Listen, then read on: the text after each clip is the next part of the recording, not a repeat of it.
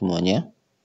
Kita akan melanjutkan pembacaan buku The Psychology of Money karya Morgan Housel. Kali ini kita memasuki bab kedua, yaitu keberuntungan dan risiko. Tak ada yang sebagus atau sejelek kelihatannya. Oke, langsung saja saya bacakan bab kedua. Keberuntungan dan risiko adalah saudara kandung.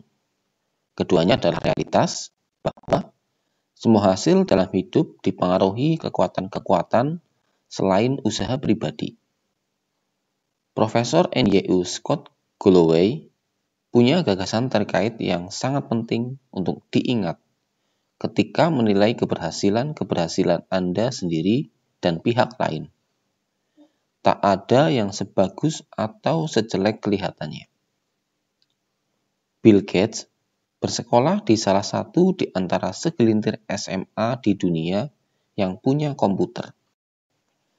Cerita mengenai bagaimana Lakeside School di luar Seattle mendapat komputer memang luar biasa. Bill Dougal ialah seorang pilot angkatan laut pada Perang Dunia II, yang kemudian menjadi guru matematika dan sains SMA. Dia percaya bahwa belajar dari buku tak cukup tanpa pengalaman dunia nyata. Dia juga menyadari bahwa kami akan perlu tahu sesuatu mengenai komputer ketika kuliah. Kenang mendiang pendiri Microsoft Paul Allen. Pada 1968, Dougal mengajukan permintaan kepada Lakeside School Mothers Club untuk menggunakan hasil acara obrol tahunannya sekitar $3.000 untuk menyewa satu komputer Telatip model 30 yang disambungkan ke terminal mainframe General Electric untuk berbagi waktu komputer. Gagasan berbagi waktu atau time sharing baru pada 1965. Kata Gates belakangan, ada seorang yang berpandangan maju. Sebagian sekolah pasca sarjana universitas saja tak punya komputer secanggih yang Bill Gates bisa akses pada waktu di kelas 8.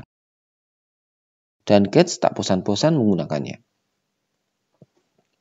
Gates berumur 13 tahun ketika pertama bertemu teman sekelasnya, Paul Allen. Allen juga terobsesi dengan komputer sekolah, dan keduanya langsung berteman baik. Komputer Lakeside bukan bagian kurikulum umum, melainkan termasuk program studi independen. Bill dan Paul dapat mengotak-atik dengan santai, membiarkan kreativitas menggila, sesudah jam sekolah sampai larut malam. Pada akhir minggu, mereka segera menjadi ahli komputer. Ketika sedang memakai komputer sampai larut malam, Allen ingat Gates menunjukkan majalah Fortune dan berkata, "Bagaimana rasanya ya menjalankan perusahaan Fortune 500? Allen bilang dia tak tahu. Barangkali kita akan punya perusahaan komputer sendiri nanti, kata Gates. Microsoft sekarang bernilai di atas $1 triliun. Sedikit matematika, cepat saja. Pada 1968, di seluruh dunia, kira-kira ada 303 juta orang yang umurnya masuk masa sekolah menengah atas. Menurut PBB, sekitar 18 juta di antara mereka hidup di Amerika Serikat. Sekitar 270 ribu hidup di negara bagian Washington. Sedikit di atas 100 ribu hidup di daerah Seattle. Dan hanya sekitar 300 yang bersekolah di Lakeside School, mulai dengan 303 juta, berakhir dengan 300.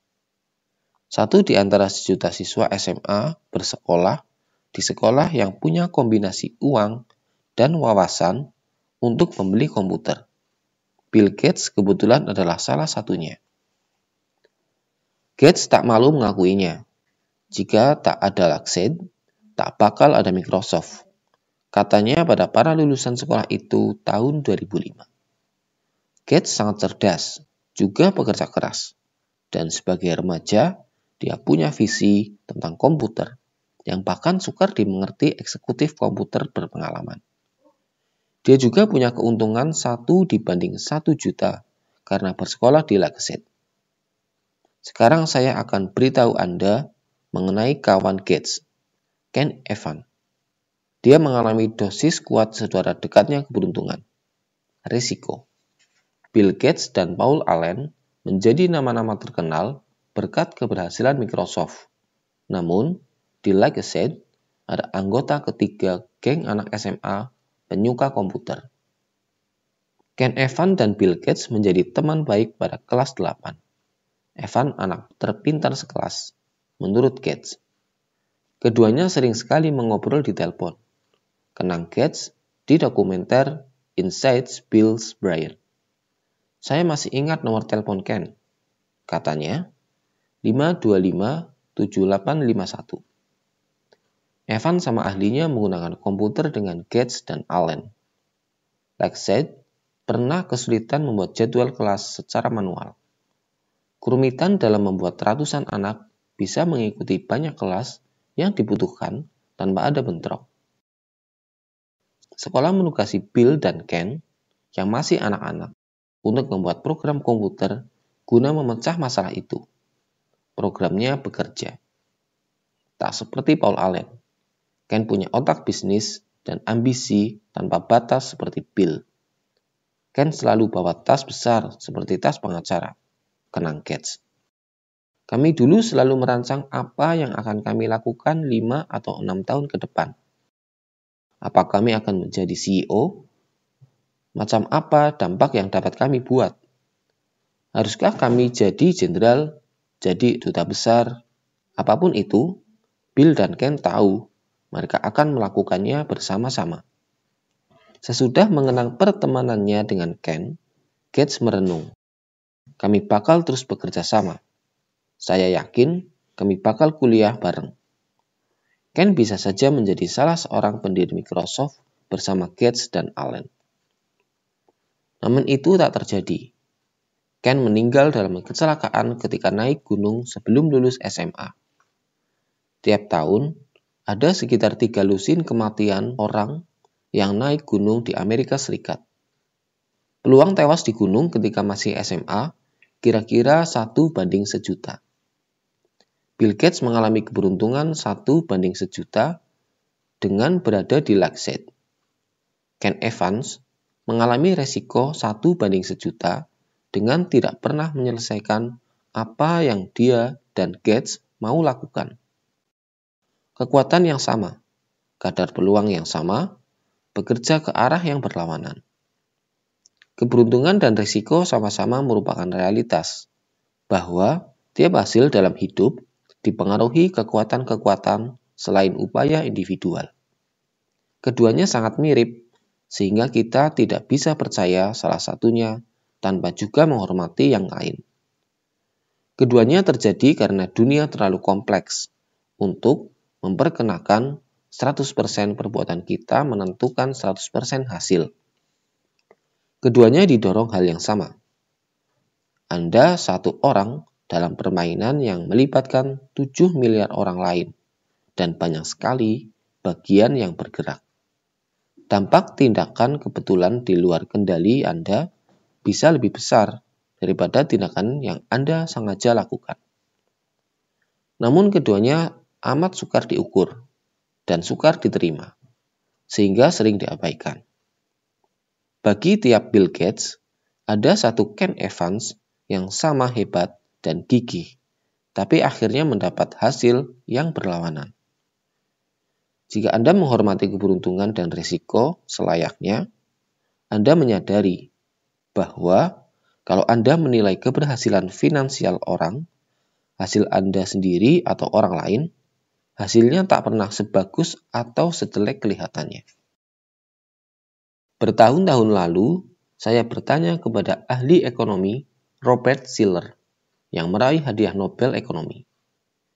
Apa yang Anda ingin ketahui mengenai investasi? Tapi kita tak bisa ketahui. Peran pastinya keberuntungan di hasil sukses. Jawabannya. Saya suka tanggapan itu, karena tidak ada yang benar-benar berpikir keberuntungan tak berperan di keberhasilan finansial. Namun karena sukar mengkuantifikasi keberuntungan dan tidak pantas kalau mengatakan keberhasilan orang disebabkan keberuntungan, sikap yang biasa adalah secara tersirat mengabaikan keberuntungan sebagai faktor keberhasilan. Jadi saya berkata, ada 1 miliar investor di dunia.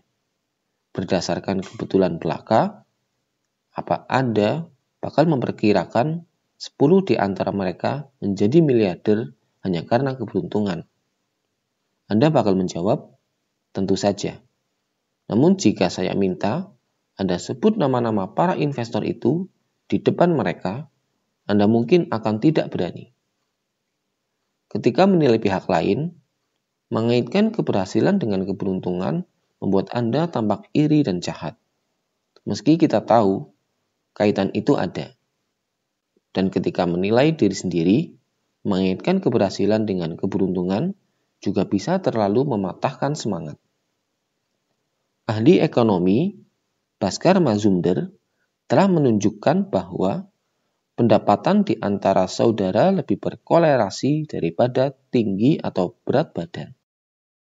Jika Anda kaya dan jangkung, saudara laki-laki Anda lebih mungkin sama kayanya dibanding sama jangkungnya. Saya pikir sebagian besar kita secara intuitif tahu itu benar. Mutu pendidikan Anda dan kesempatan yang terbuka bagi Anda sangat berkaitan dengan status sosial ekonomi orang tua. Namun, carikan 2 bersaudara yang kaya dan saya akan tunjukkan 2 orang yang tak berpikir temuan penelitian itu berlaku bagi mereka. Kegagalan yang bisa berupa segalanya dari kebangkrutan sampai tidak berhasil mencapai cita-cita pribadi juga disalahgunakan. Apakah bisnis yang gagal itu kurang keras berusaha? Apakah investasi buruk tidak dipikirkan dengan baik? Apakah karir yang mandek disebabkan kemalasan? Kadang, iya, tentu saja. Namun seberapa banyak? Sukar mengetahuinya. Segala yang layak dikejar punya peluang berhasil di bawah 100%. Dan resiko adalah apa yang terjadi ketika mendapat hasil yang kurang dikehendaki. Sebagaimana dengan keberuntungan, kisahnya jadi terlalu sulit, terlalu berantakan, terlalu kompleks jika kita coba urai.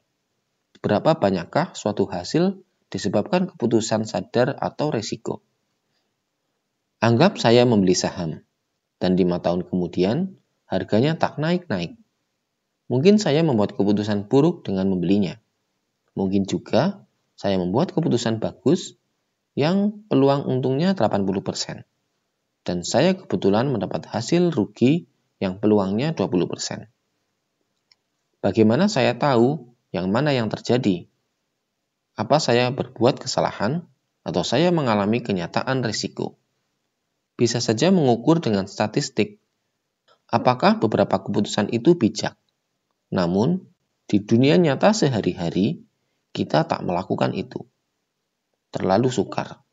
Kita lebih suka cerita sederhana, yang gampang tapi sering menyesatkan. Sesudah menghabiskan bertahun-tahun di sekitar investor dan pemimpin bisnis, saya menyadari bahwa kegagalan orang lain biasanya dianggap disebabkan keputusan buruk. Sementara kegagalan kita sendiri biasanya dianggap karena resiko buruk. Ketika menilai kegagalan Anda, saya cenderung lebih suka cerita jelas dan sederhana mengenai sebab dan akibat. Karena saya tak tahu apa yang berlangsung dalam kepala Anda. Anda mendapat hasil buruk, jadi itu mesti disebabkan keputusan buruk. Adalah cerita yang paling masuk akal bagi saya. Namun ketika menilai diri sendiri, saya bisa membuat cerita liar untuk membenarkan keputusan masa lalu dan mengaitkan hasil buruk dengan risiko. Sampul majalah Forbes tidak mengeluh-eluh investor malang yang membuat keputusan bagus, tapi kebetulan mengalami kesialan berupa risiko buruk.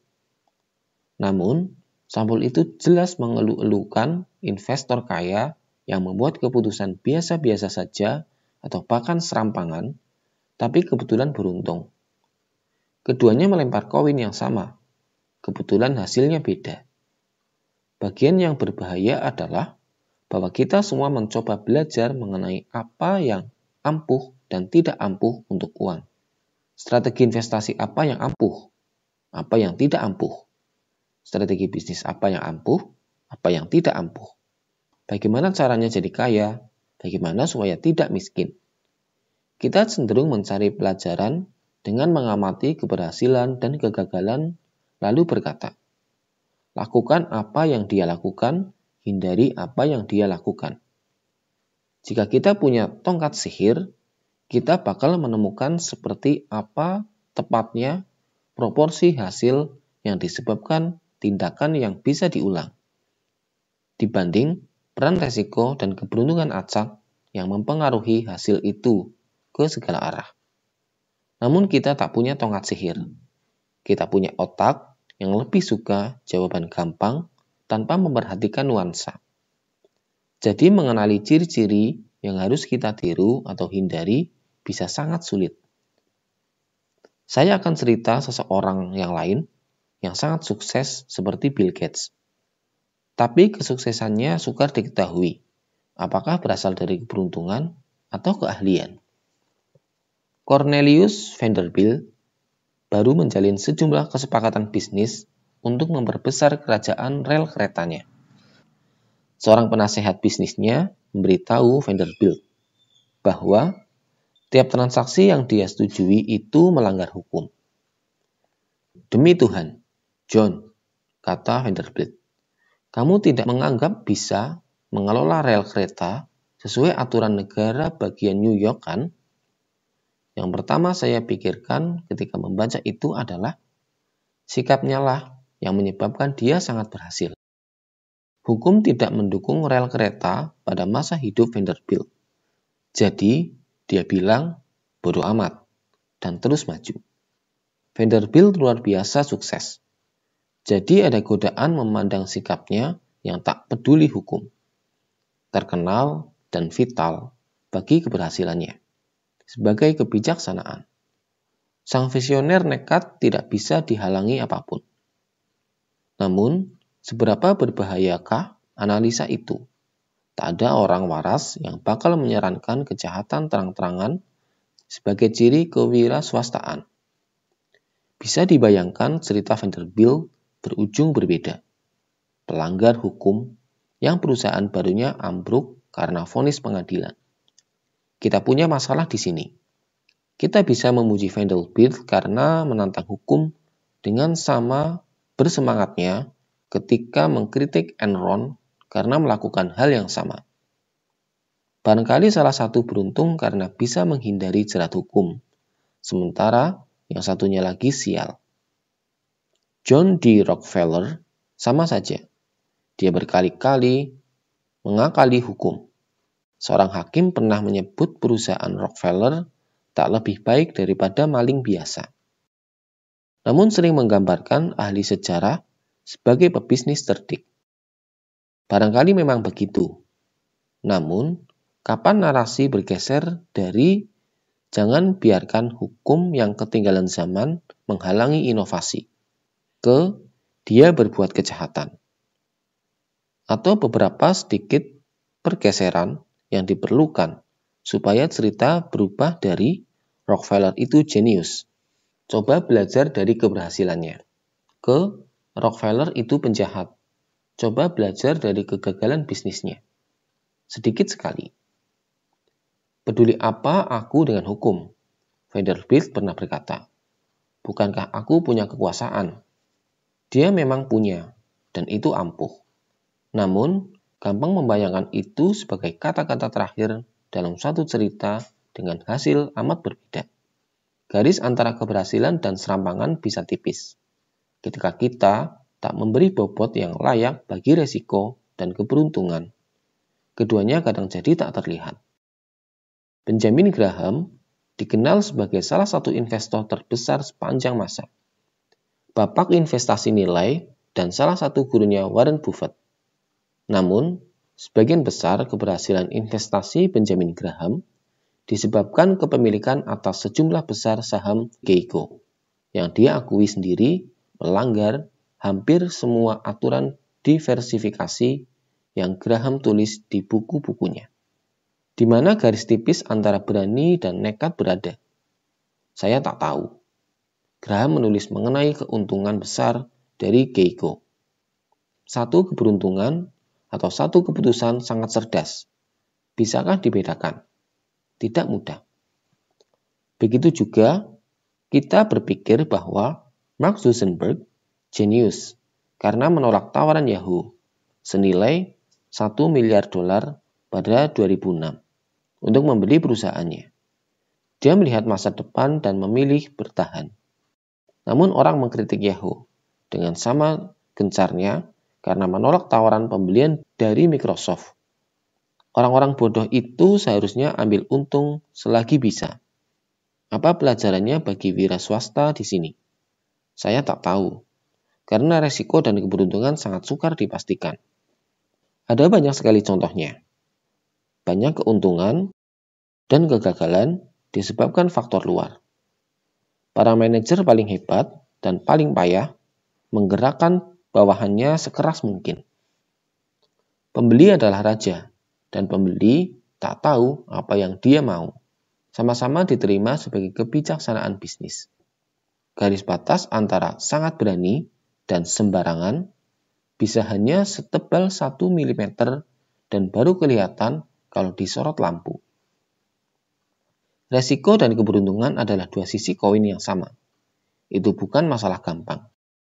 Kesuksesan mengenai apa itu keberuntungan, apa itu keahlian, dan apa itu resiko adalah salah satu masalah terbesar yang kita hadapi ketika mencoba belajar mengenai cara terbaik mengelola uang. Namun dua hal bisa mengarahkan Anda dengan lebih baik. Hati-hati dengan siapa yang Anda puji dan kagumi. Hati-hati dengan siapa yang Anda remehkan dan hindari. Atau hati-hati saja kalau menganggap bahwa 100% hasil bisa dikaitkan dengan upaya dan keputusan.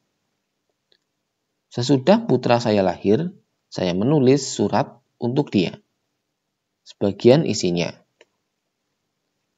Beberapa orang lahir di keluarga yang mengutamakan pendidikan. Yang lain lahir di keluarga yang tak peduli pendidikan. Beberapa lahir di ekonomi yang tumbuh pesat dan mendorong wira swasta, yang lahir pada masa perang dan kesulitan. Saya ingin kamu berhasil, dan saya ingin kamu berusaha agar berhasil. Namun sadarilah bahwa tak semua keberhasilan disebabkan kerja keras, dan tak semua kemiskinan disebabkan kemalasan. Ingat itu ketika menilai orang, termasuk dirinya sendiri. Oleh karena itu, kurangi fokus ke individu tertentu dan studi kasus. Tambah fokus ke pola umum.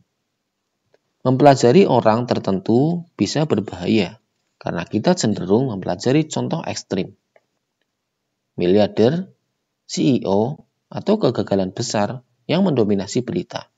Dan contoh ekstrim seringkali adalah yang paling tidak bisa ditiru di situasi lain karena kompleksitasnya. Makin ekstrim suatu hasil, makin kecil kemungkinan kita bisa menerapkan pelajaran darinya di kehidupan sehari-hari. Karena makin besar kemungkinan hasilnya dipengaruhi keberuntungan atau resiko ekstrim. Anda akan lebih dekat ke pelajaran yang bisa diterapkan dengan mencari pola umum keberhasilan dan kegagalan. Makin lazim polanya, makin bisa dipakai dalam hidup Anda.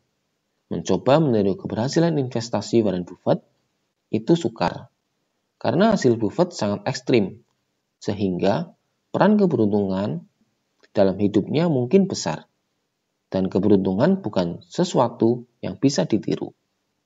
Namun menyadari bahwa orang yang punya kendali atas waktunya sendiri seperti akan kita lihat di bab 7, cenderung lebih bahagia dalam hidup adalah pengamatan yang cukup luas dan umum, sehingga Anda bisa melakukan sesuatu mengenainya.